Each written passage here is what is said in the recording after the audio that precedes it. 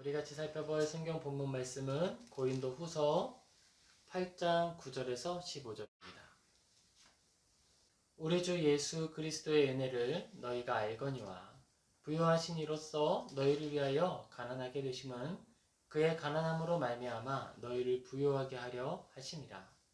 이 일에 관하여 나의 뜻을 알리노니 이 일은 너희에게 유익함이라.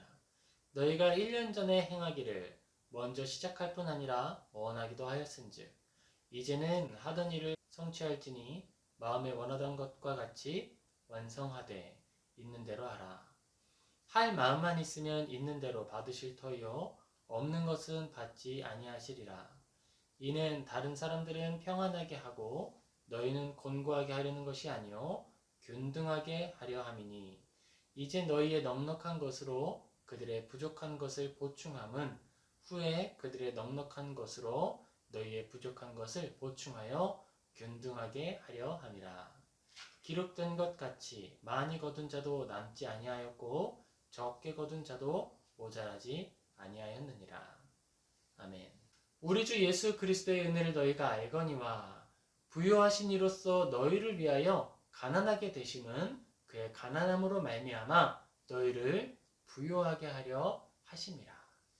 고린도 후서에 나타나는 이 본문은요, 재정적인 문제에 대한 이야기를 담고 있어요.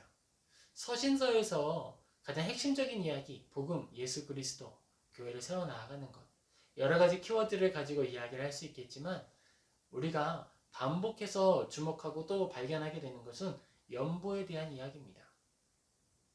서로 자기의 것을 떼어 나누어 섬기게 되는 것이죠. 사실 이것이 초대교회를 유지 가능하게 했던 가장 중요한 원리였어요. 왜냐하면 우리가 예수님을 믿는다고 해서 우리의 육체가 더 이상 먹을 것을 안 먹어도 된다거나 하나님을 믿는 순간 우리가 사는 집의 천장에서 만나가 떨어져 내리거나 그런 것이 아니거든요. 삶을 살아가는 모든 필요한 것들은 그대로 필요했습니다. 하지만 그들이 삶에 누리고 또 가져야 했던 재정적인 이익이나 공동체적인 생활의 자리는 포기해야 했어요. 왜냐하면 유대교를 버리는 순간 유대인의 공동체에서 떨어져 나가게 되는 것이고 유대인의 공동체에서 버림을 받는다는 것은 삶을 유지할 수 없게 된다는 걸 의미하기 때문에 그래요. 그럼에도 불구하고 믿음의 사람들, 그리스도인들은 믿음을 포기하지 않았습니다. 왜 그랬을까요? 그것이 나를 생존하게 하는 가장 중요한 첫 번째 원리라고 믿었기 때문에 그래요. 내가 하나님을 믿는 것이 비록 재정적으로는 나를 생존 불가능한 자리로 인도하는 것이겠으나 나의 영혼은 언제나 살아있을 것이다. 이 믿음 굉장히 중요합니다. 왜냐하면 이 믿음을 가진 그리스도인들이 순교도 감당했고 환난도 감당했고 믿지 않은 이들을 향해 복음을 전하는 열심을 낼 수 있었거든요. 보는 사람마다 미련하다 했고 그런 믿음이 무슨 필요가 있느냐 했고 많은 이들이 대적자로 일어나서 공격했습니다. 가장 사랑하는 가족이 우리를 향하여 그들을 향하여 비방하는 자가 되었고 그들의 마음을 가장 아프게 하는 자가 되었고 믿음을 가장 흔들어 놓는 사람들이 되었어요. 그런데 교회의 각 성도가 겪는 그 아픔을 교회가 어떻게 위로했느냐? 서로 나누어 줌으로써, 서로 섬김으로써 그 어려움을 극복해 갔습니다. 바울은 고린도 사람들에게 맨 처음에는 책망하는 편지를 썼어요. 어떻게 당신들은 아볼로파와 바울파 그렇게 파가 나뉘어져서 싸울 수가 있습니까? 우리가 다른 복음을 들었습니까? 다투지 마십시오라고 책망하는 글을 썼습니다. 그리고 그 후에는 이제 우리가 연보해야 합니다라고 편지를 적는 거예요. 그 연보함은 당신들이 부요하기 때문에 하는 것이 아닙니다.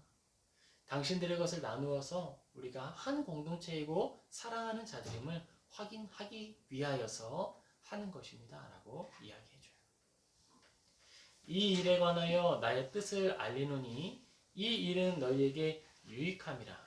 너희가 1년 전에 행하기를 먼저 시작할 뿐 아니라 원하기도 하였은즉 이제는 하던 일을 성취할지니 마음에 원하던 것 같이 완성하되 있는 대로 하라. 너희들이 마음에 원하던 것을 이제 완성하여 연보하라 라고 이야기를 합니다. 할 마음만 있으면 있는 대로 받으실 터이요 없는 것은 받지 아니하시리라. 이는 다른 사람들은 평안하게 하고 너희는 곤고하게 하려는 것이 아니요 균등하게 하려 함이니 이제 너희의 넉넉한 것으로 그들의 부족한 것을 보충함은 후에 그들의 넉넉한 것으로 너희의 부족한 것을 보충하여 균등하게 하려 함이라. 기록된 것 같이 많이 거둔 자도 남지 아니하였고 적게 거둔 자도 모자라지 아니하였느니라. 하나님께서 우리에게 주신 사랑의 원리를 이야기하면서 공동체를 사용하십니다. 하나님께서 이스라엘 사람들을 광야를 지나는 시간을 가지게 하실 때에 그들을 충분히 먹이시고 또 그들을 충분히 입히셨어요. 이집트에 있는 사람들에게 재물을 얻어 나오게 하심으로써 풍성하게 하셨고 그들이 가지고 있었던 가축들을 죽지 않도록 먹이셨기 때문에 그들이 40년 광야 생활을 하는 동안에도 가지고 있는 것이 많을 수 있었습니다. 그래서 너희의 소유가 많으니 요단강을 건너가 싸움을 할 때에 한 성을 정해서 그곳에 너희의 소유를 가져다 놓고 그곳에 두고 모여서 예배하라 라고 했죠. 너희의 소유가 많이 있으니 그것을 덜어서 두고 전쟁을 수행하라 라고 할 정도로 하나님은 이스라엘 사람들, 광야를 지났던 사람들의 소유에 대하여서 관심을 가지고 있었고 그 필요를 알고 계셨습니다. 그렇다면 이스라엘 사람들이 이제 믿음을 처음 가지고 예수님이 승천하신 이후에 모여 예배할 때에 그들의 필요를 하나님이 모르셨을까? 분명히 아셨죠. 분명히 아셨는데 하나님은 그들의 필요를 하나님의 능력으로 채우기를 기뻐하지 않으셨어요. 여기에 놀라운 비밀이 있습니다. 하나님께서는 그들의 필요를 분명히 아시고 채우실 수 있는 능력이 있음에도 불구하고 어떻게 하셨냐면 그 땅 가운데 몇몇 사람들을 택하셔서 그들을 부유하게 하셨어요.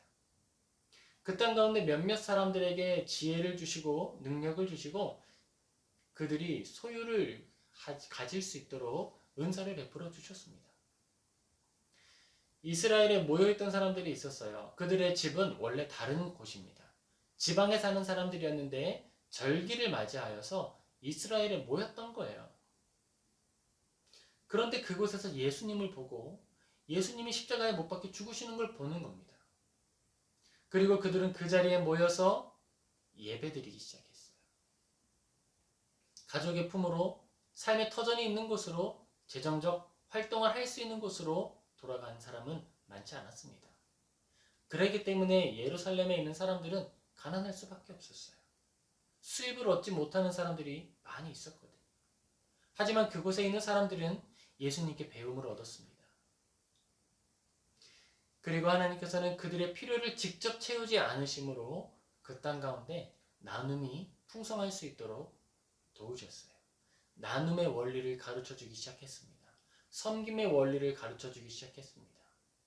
가난할 때에나 부유할 때에나 하나님 예배하는 법을 가르쳐주기 시작하셨어요.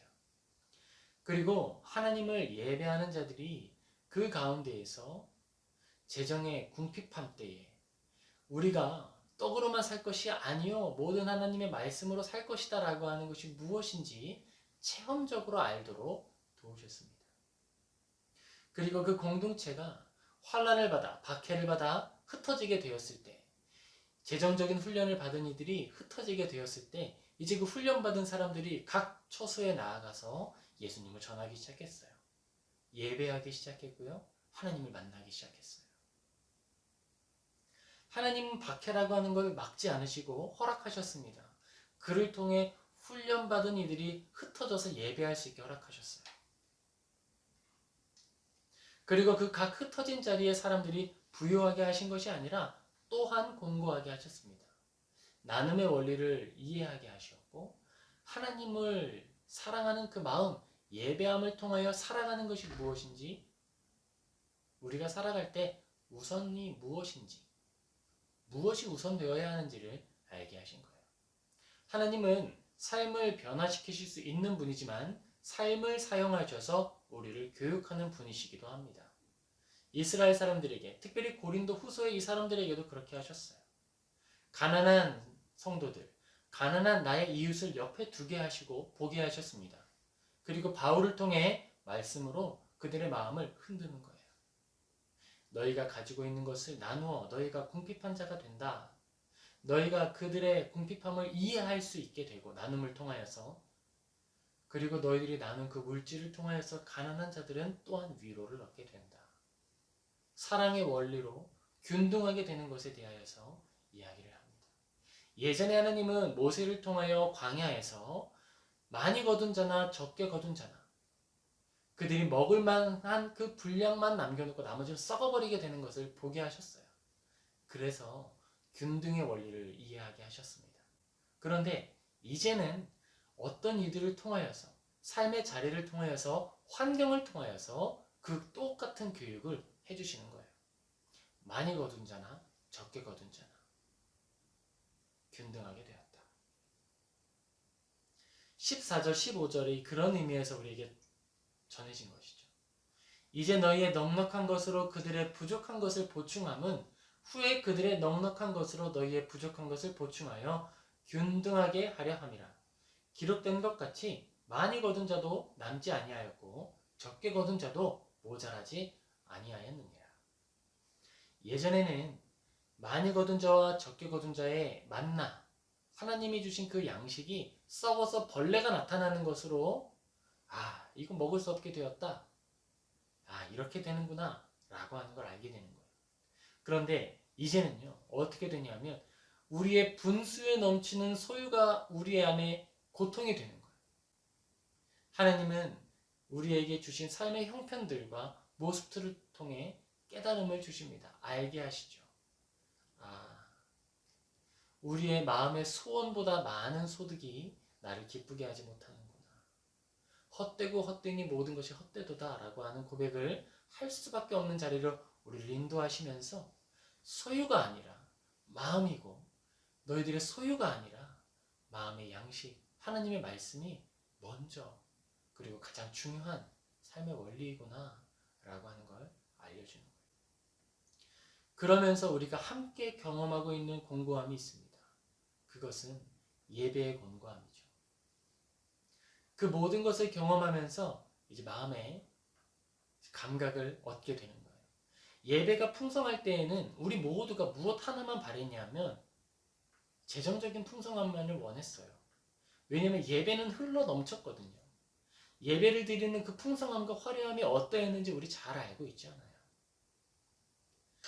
좋은 악기들과 좋은 기구들과 장비들, 멋진 조명과 화려한 무대 위에서 예배가 드려졌습니다. 불과 몇 주 전에 말이에요. 그러나 이제는 어떻게 되었죠? 화려함이 아니라 진실한 예배가 우리에게 정말 필요한 것이구나 라고 하는 걸 알게 되었어요. 삶에서, 가정에서 예배 드릴 때 내가 그동안 하나님 안에서 정말 괜찮은 신앙인이라 자부하고 그렇게 살아갔는데요, 확인해 보니, 가정에서 예배를 드리고 보니 얼마나 부족한지 아는 거예요. 이제 이것이 나만의 만족을 위한 예배를 계속해서 드리고 그렇게 세대가 흘러가 버리면 다음 세대는 예배 드릴 마음의 자세나 준비를 얻을 수가 없는 거예요. 가장 좋은 신앙 교육의 자리가 가정인 것 아시죠? 이제는 우리가 각 가정에서 예배함으로써 아는 거예요. 그래, 예배가 중요하구나. 그리고 여기서 또 하나 알게 되는 것이 있습니다. 연보를 통해서 알게 되는 것인데요, 우리 마음에 그런 마음 들죠? 누군가 예배를 인도해 주었으면 좋겠다. 우리가 하나님을 찾고 부르짖고 싶은데 나도 훈련이 안 되었고 우리 아이들도 훈련이 안 되어서 정말 어려움이 있으니 우리를 정말 도와서 예배해 줄 수 있는 그런 예배에 훈련된 사람들이 있으면 좋겠다. 그런 마음이에요.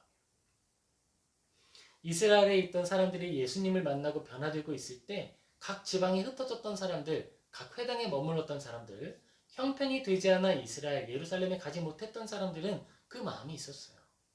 우리도 예배하고 싶은데 알지 못한다. 우리가 이 성경을 볼 기회를 조금 더 자주 얻었으면 좋겠고 하나님을 바르게 예배하고 싶다. 그런데 환란을 통해서 흩어져서 나오는 사람들이 있었는데 그분들은 훈련된 사람들이었어요. 그들은 영적인 충만함은 가지고 있었습니다. 그런데 재정적으로는 가난했어요. 그래서 그들이 흩어진 자리마다 교회가 세워집니다. 어떻게 되는 걸까요? 원리는 똑같아요. 부유한 자가 가난한 자들에게 자기의 것을 나누어 주는 거예요.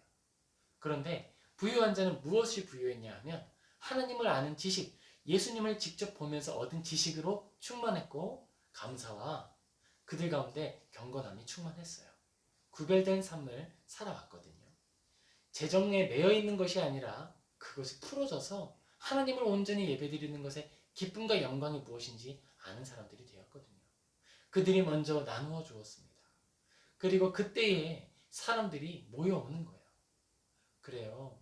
우리가 당신의 예배함, 거기에 함께 참여하기를 원합니다. 하나님 아는 지식을 얻기를 원합니다. 예배 드리기를 원합니다. 우리가 조금씩 모아서 당신에게 드릴 테니까 당신이 우리를 위해서 전심전력 말씀을 연구하고 전해주세요. 그렇게 예배당이, 예배의 처소가 세워지는 거예요. 먼저는 영적으로 풍성한 이들이 자신의 것을 내어서 사람들에게 먹이고 또 재정이 있는 자들은 나누어서 함께 함으로써 자신에게 부어지는 영적인 양식이 줄어들거나 훼손되거나 썩어지지 않도록 지키는 거예요. 그렇게 서로 연부함으로써 교회가 세워진 겁니다. 바울이 가서 세운 교회가 그렇게 세워진 거죠. 바울이 말합니다. 나는 당신들에게 재정을 요구할 자격이 있어요. 그런데 내가 그렇게 하지 않는 것은 당신들의 믿음이 아직 성숙하지 않아서 시험에 들게 하지 않기 위해서 내가 이 일을 하는 겁니다. 바울이 권한이 없어서 그 일을 한 것이 아니에요. 바울이 사도고 사도로서 마땅한 것을 요구할 수 있었지만 그들의 믿음이 세워지지 않았기 때문에 그렇게 내가 나의 일을 해서 교회를 세우겠습니다라고 작정한 거예요. 하지만 아볼로가 그 자리에 와서 교회를 섬길 때에는 아볼로도 일해야 되는 건 아니었죠. 아볼로에게는 아볼로를 위한 생활을 할 수 있도록 돕는 손길들이 필요했던 거예요. 그것이 연보입니다. 가장 선한 하나님의 은혜를 누리는 방법이고 교회가 유지되는 방법이에요. 자, 이런 상황 속에서 이렇게 말할 수 있을까? 아, 우리가 헌금하는 거 다 교회를 위해서 쓰이잖아요. 교회 건물 유지하고 우리 교역자분들을 먹이는 일에 쓰이잖아요. 이거 좋지 않은 거 아닌가요? 나는 또 좋은 일에 쓰기를 원해요. 어려운 사람들 돕기를 원하고 저렇게 굶어가는 사람들 먹이는 일을 써야 될 것 같은데 교회는 그런 일 하는 것 아닌가요? 맞는 말입니다. 그런데 우선순위가 있죠. 우리가 그들을 가난한 이들을 섬기는 건 당연한 거예요. 그래서 우리는 그들을 섬겨야 돼요. 우리가 가진 소유를 쪼개어서 우리가 가난한 자의 일부를 누리고 그 가난함의 곤고함이 무엇인지 체험하는 그 고난한 가난함에 참여하여서 그들의 마음을 위로하는 자리로 내려가고 낮아지고 예수님처럼 그리스도의 은혜를 알거니와 부유하신 이로써 너희를 위하여 가난하게 되신 그 예수님의 자리로 내려가고 그리고 그들에게 우리의 것을 나누어 줌으로써 가난한 이들은 하나님을 아는 지식에까지 가는 거예요. 그런데 이 일이 어떻게 이루어지는 거죠? 아무렇게나 이루어지나요? 아니죠. 먼저 우리에게 말씀이 풍성해진 이후에 가능한 거예요.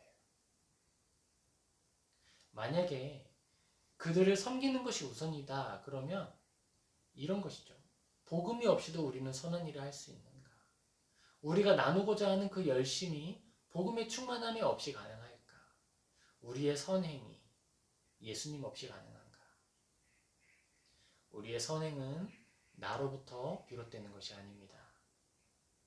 우리의 선한 마음, 나누고자 하는 열정은 나를 먼저 사랑하신 하나님의 은혜, 예수님의 그 보혈의 피로 인해서 시작된 거예요. 그리스도인이 선한 마음을 품고 열심으로 나누기를 원하는 것 좋은 것입니다. 그런데 이런 것은 또 아니죠. 너 하나님 말씀 들었으니까 내놔.